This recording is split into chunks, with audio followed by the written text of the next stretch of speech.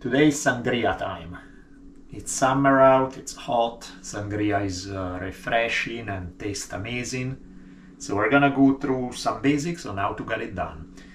Now, as far as sangria goes, there is no single recipe that everybody follows, far from it. There are 10 zillion variations on the topic. It really boils down to what fruit do you have available, what's in season, what you like. A lot of it is just your own personal taste. But basically, when you strip it down to basics, sangria is red wine, brandy, some sugar, and whatever pieces of fruits you like. In my case, my mom's tree just produce more plants than any human could be able to consume in a short period of time, so I'm using a whole bunch of plants for my sangria. Somebody else may not use plants at all or may use just a smaller amount. So the bulk of the fruit, I'm using 6 plants here that I chopped into pieces, a few blueberries, and then I chopped up 1 peach and a tiny bit of orange. Orange is a classic in sangria, some people even add orange juice. I'm not as big of a fan of the orange flavor with the red wine, so I used a tiny bit, but not a whole lot.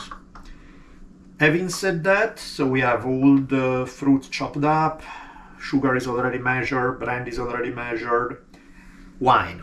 Wine is the other big topic. So unlike for most anything else where sometimes good, tasty, fancy wines are what you want, that's not what you want for sangria. Like I have here a couple of great ones, like Home Cellar sent me this, Matera Wines sent me this one. These are high quality wines, completely wasted on sangria. You don't use this. You want to use something a little more like a standard table wine. I'm gonna use a Primitivo, comes from Puglia.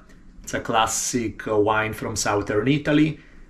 It has the right vibe for a sangria. Some people use Sangiovese, but you pick a red wine without going overly expensive.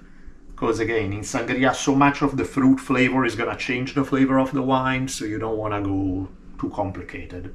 So here we go. If you have, I'm just gonna use a big pot. You can use really anything that fits in that regard. I'm just gonna pour the whole bottle of red wine in here.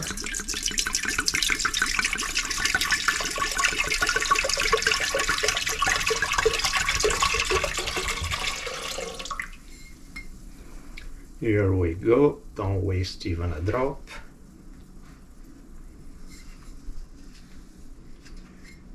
At this point, I feel this a little too much. Let's go with the brandy.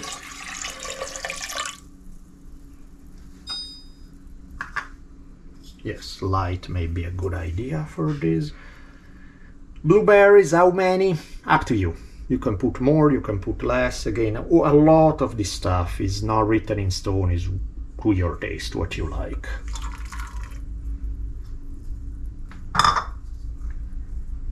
Peach and orange.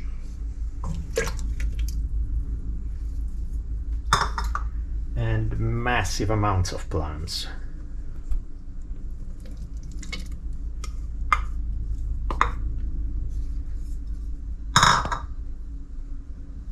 Last but not least, a quarter of a cup of sugar.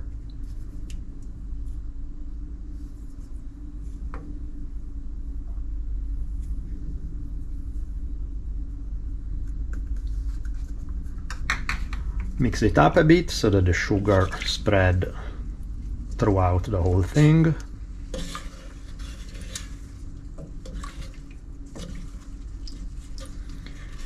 And that's the gig. Now I'm just gonna cover it, put it in the fridge, leave it overnight.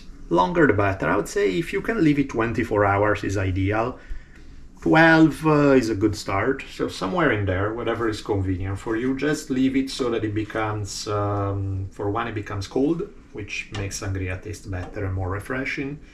For two, the flavors of the fruit seep into the wine in a better way. And that's it. So I'll pick back up in a few seconds when in reality a day has gone by, when we're ready to drink it. Here we go, 24 hours later. The fruit had all the time in the world to infuse the wine, and now we got to drink it. Let's take a look. Check this out, all the pieces of fruit and the wine have been hanging around together overnight.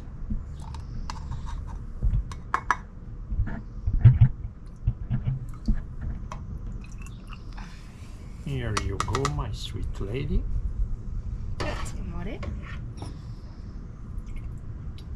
can see the fruit inside.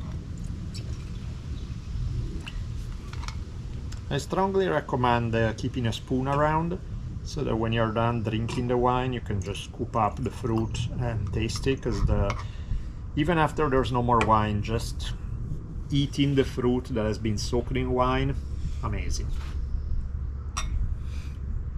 Salute!